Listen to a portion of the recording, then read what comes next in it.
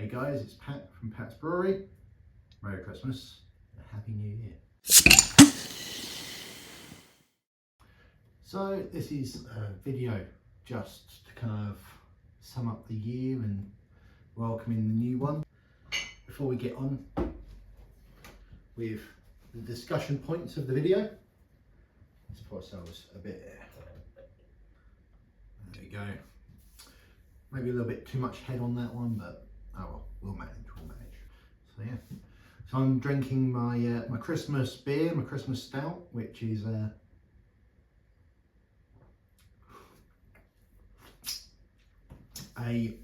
milk stout, which I had raspberry puree to, as well as some cocoa nibs. And I know I still haven't done a video for this. I probably won't, because I don't know if I've got any footage, and end of the day it's just, you know, it's a good beer, but I think every time I drink it I'm either really happy with it or slightly disappointed. I know that the bottles, in my opinion, didn't turn out as good as from keg, which shouldn't be too surprising, but I don't know, I'm umming and ahhing about how good a beer it is. I mean, that one is tasting like a good beer, whereas I know that my bottled version of it, I was quite disappointed. So, I don't know. Are you a good beer? I don't know. But anyway, talking about my Christmas beer, and also leading on to some of the things that I want to kind of talk about. So, obviously I've been doing the Advent calendar that I received from the Anglian craft brewers, which, you know, not had a bad beer in the bunch, and yeah, it doesn't seem like there's a bad brewer amongst them. The Anglian craft brewers, I only actually joined them, well, I joined them so that I could be part of the Advent calendar last year. And you know, they're a great group of guys. I've only ever been to one meeting, and that, funnily enough, was 3 weeks ago. The Anglian craft brewers do cover quite a large area. For those that are aware of the UK map, if you type in East Anglia, it covers a fair sized space. So we had a meeting the other Wednesday, and you know, I'll call that, I had to take 2 trains to get there, and to be honest, I almost missed the last train home, despite, you know, I wasn't out too late. I got home by about midnight, just after midnight, but yeah, it was one of those bits where it was worth the effort of going to the meeting and getting to speak to some of the guys in person, and you know, it was another good opportunity to try some more beers and have good company and speak to people, you know, about a hobby that I've got interest in. So, you know, like-minded people and all that. So that's been really good. I mean, obviously I did meet them, or a few of them, before when I'd done the Shed Festival that the guys put on, but you know, a more, you know, standard pub setting was really good. And I think it's one of those things where I keep on saying to myself, and I've got to kind of stick to it, especially into next year, that I need to engage with them a bit more, because every time I do, it is a great time.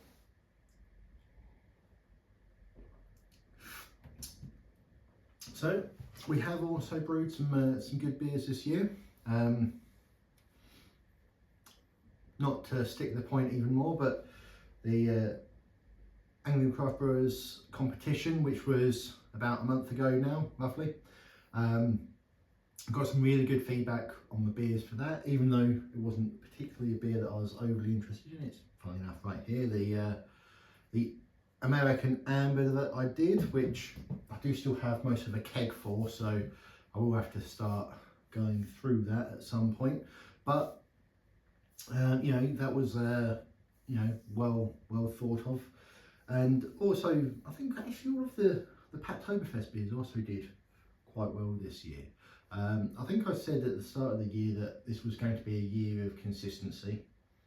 I don't know, was it? I think the Amarillo Wave got brewed a number of times. I think either 2 or 3 times this year. Each of them hitting the correct ABV of 4.2%, which is always good. The Citra Mac, which uses the Amarillo Wave / Vacant Gesture base, you know, also all hit their ABVs. Although I know I keep on referring back to the source material being the Vacant Gesture, but it isn't really anymore, considering we've changed the ABV, we've adjusted the hopping and stuff. So inspired, not the base, I guess. But anyway, you know, we've done that. We did have a few of inconsistencies with regards to our expected ABVs this year, though. The Citra Pill, that one didn't hit the right ABV, so obviously that one's, you know, a little bit of a miss. But I think you need to take into account things like the whole higher percentage of ABV, need to take into account decrease in efficiencies and bits and pieces like that a little bit more. But yeah, I think I've got my mid-range beers pretty well understood with regards to getting the points that you need. I think what I maybe haven't done enough this year is still, you know, learning the flavours of the hops. Obviously the Citra Mac was a nice little experiment with regards to different flavourings and bits and pieces, but I think maybe a few more smash beers might be beneficial to actually kind of experience a few more hops and get that done. But in any case, I do think with regards to brewing goes, overall it was quite a success this year. But that's enough of looking too far back at the past, and let's talk about the present. Doing a little bit of a Christmas tale. We've just done the past, let's talk about the present. We'll then talk about the future. Talking about presents, I recently received some beer mail from Mr. Big Banana. We got the Nelson Loves Double. We got his Coffee and Oak Imperial Stout. And we got his 1469 Amber. Now, I know he's released a video for these two. I think he has done the Amber as well, not 100%. But what I do need to do is actually watch the videos and then actually film me consuming these. But yeah, lovely little Christmas present, and thank you very much, and I'll look forward to consuming these. Another beer that I do also have as a gift, I've got a bottle of Citra Pale. So Tony at the Anglian Craft Brewers, yeah, during the last meeting he said, "Oh, have this." This was the beer that he brought for the tasting during the meeting, and he had an extra bottle, and I got to go home with it, so thank you very much. But we'll be consuming this as it presently stands. I've got some lovely beer mail that I need to get through.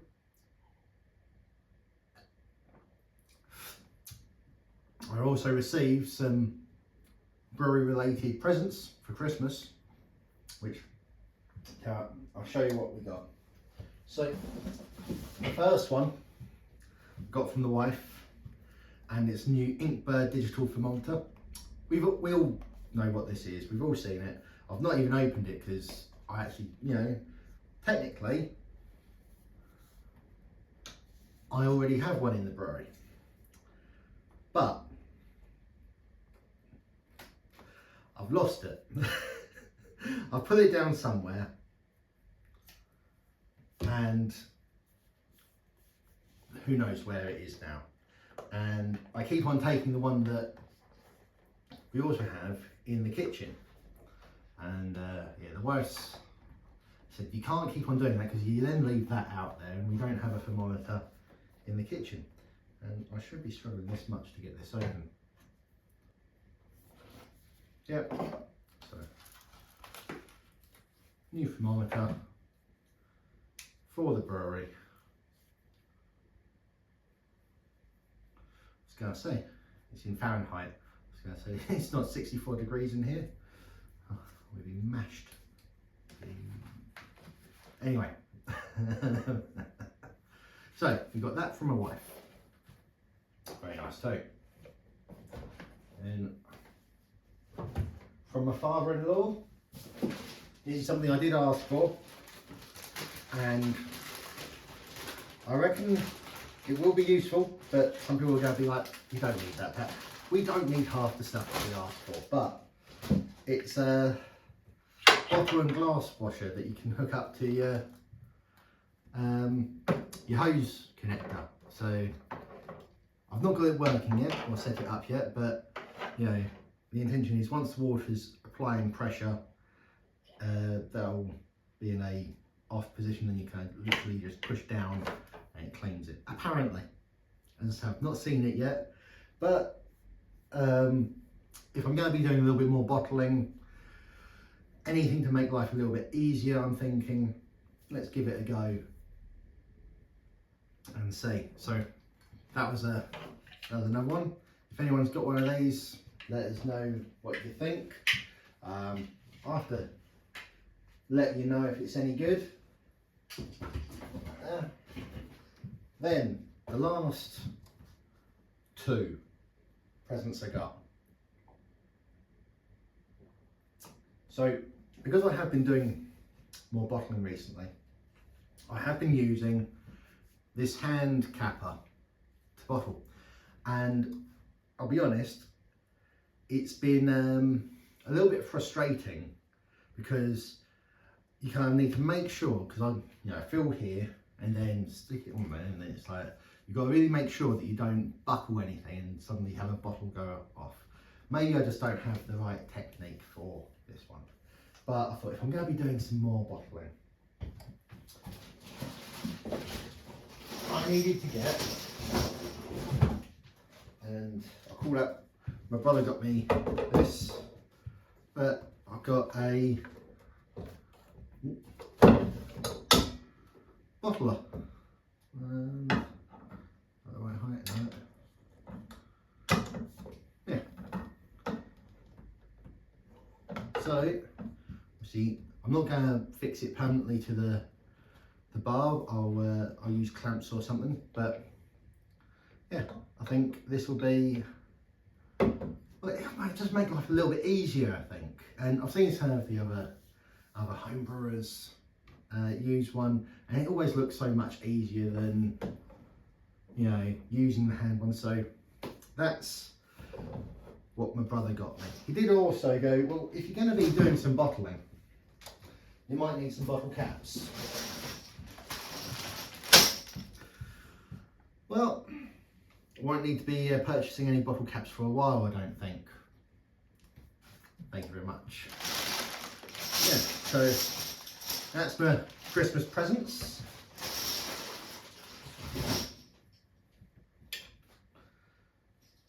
Now, on to Christmas future.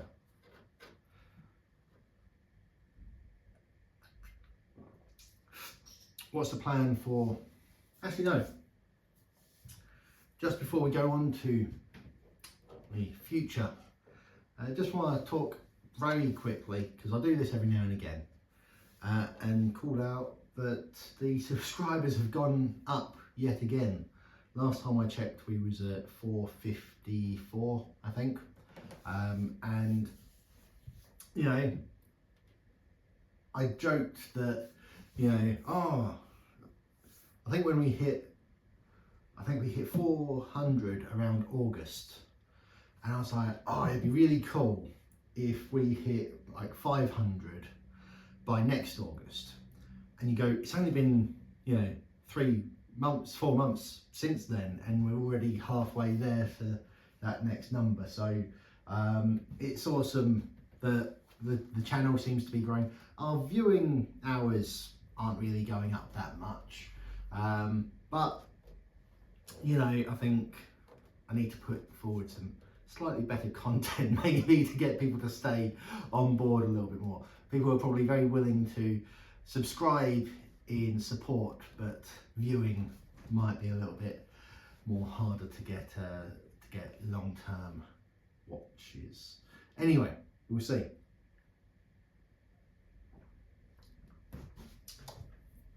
Yeah, but that's just one of the things I wanted to say. And you know, we've hit this number of 450. Thank you very much for anyone that does subscribe, comment, like. You know, I do look at all of the comments that I do receive, and you know, I do see the number of likes, and I go, oh, that's cool.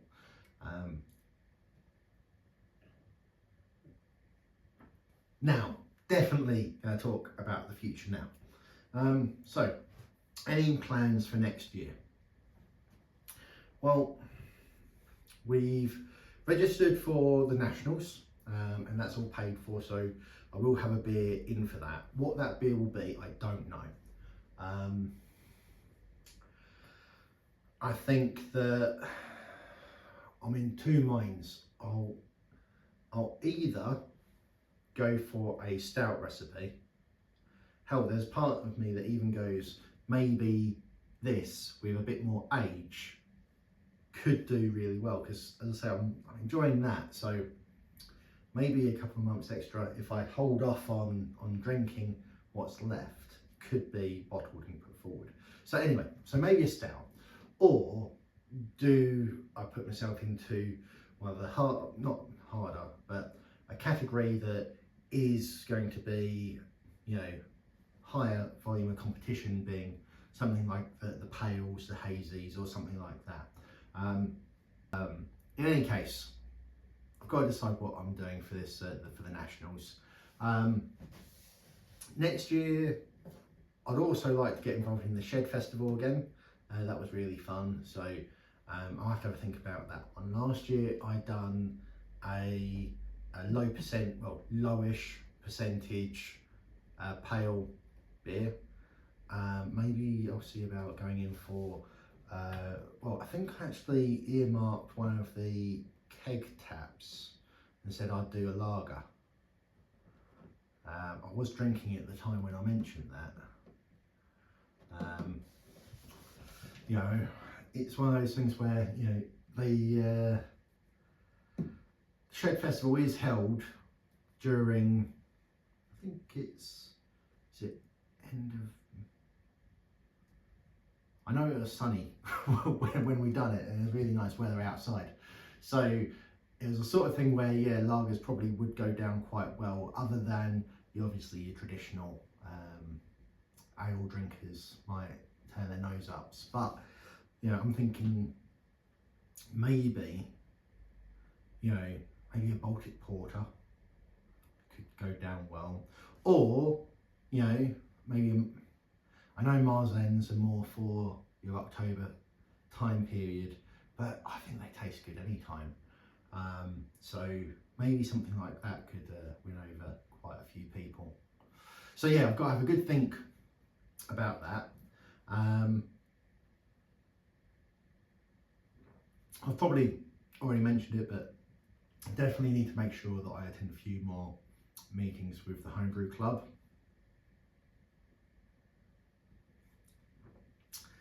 And obviously it wouldn't be, you know, a Pat's Brewery video if I wasn't to talk about my own annual festival, which we actually picked a date for.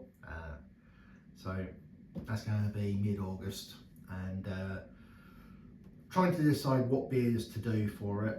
And I think there's still enough different styles out there that I'm going to do 6 brand new beers, or majority of new beers. There might be the odd chance of a reoccurring favourite. We'll see. But because I was going to do a Champions of Champions sort of thing, like the number 1 and number 2 spot for the last 3 years, but I think maybe we need just a few more trial batches of different beers would be good for it this year. But yeah, so hopefully that will be another good, interesting event that I will have plenty of content for with regards to brewing said beers and seeing what you guys think. Lastly, with regards to things for the future that need to be done, and especially content for yourselves, thinking about the brewery. Now, as far as my main kit and goes, it doesn't need to change. Batch sizes are fine. I know I always go through my head of going, oh, I could always do bigger, always go bigger. And I do think about getting a Herms coil every now and again, which would definitely help with some of the larger batches, you know, and also the higher alcohol beers. But I don't think that that's on the cards for this year. Things that I am more tempted to do this year would be things like the garage floor needs to be repainted. Don't know if you guys have noticed, but basically there's a couple of areas on the floor where effectively chemicals have got spilled and the paint's been stripped away, and you know, it's high volume area or high traffic area, so give it a repainting, that would be good. I've also got this odd thought about maybe insulating some of the walls in there. The main garage wall is a prefab concrete slabs, so maybe some insulation might be an idea. I don't know if it's really for, it's not for my own comfort or anything, but actually one of the things that I do find is that especially the fermenter jackets do have a tendency of picking up a little bit of mold on them, just because, you know, it's a cold, wet environment that any moisture on anything can, you know, generate a little bit of mold. So they need a good wash before we brew again in the new year, and so maybe insulating the space might kind of encourage less mold. I don't know if I've got any footage, or if I really want to share it with you guys of what they currently look like, but it's not that gross. They just need a bit of a wash and stuff, but yeah, need to give them a good wash, and just think about how things can be done. I'm also thinking of replacing the piece of wood that I've got that my fermenters sit on within the little racking, and I was either thinking of replacing it with either acrylic, like a plastic boarding, so that any moisture that gets generated off of the fermenters doesn't get absorbed into the wood, or as a minimum what I need to maybe do is get some lino and put that on top of the wood. At least that way any, you know, condensation that gets generated doesn't go straight down and absorbed. Yeah, so there's a couple of things. They're minor bits. Something I do need to consider are things like, you know, maintaining pressure fermentation. I've had a couple of instances of losing pressure. Now I do kind of blame some of that on the fact that I'm using cooling coils, and whenever you add extra holes into those lids and any form of movement, if you don't reseal properly, tighten things correctly, you're opening yourself up to well, problems with regards to those seals. So one of the things I was thinking is whether or not I could maybe, instead of using cooling coils that went in through the lid, I could maybe wrap the inside of the fermenter with a cooling coil, like a plastic one, and then use the jacket around the outside of that. The only thing is then I use a heating pad to maintain warmth. So again, hots and colds get a little bit more complicated. But anyway, so that's kind of the area that I'm thinking about with regards to brewery improvements. So we will see what we end up doing. You know, I'll bring you along on the journey, and you can comment if there's any recommendations or things you think I should stay away from. But overall, I'm looking forward to 2025. I think hopefully I'll be able to bring some of you along with me, and we'll have a good time with it. So that's been Pat from Pat's Brewery 2024, entering into the new year. Cheers.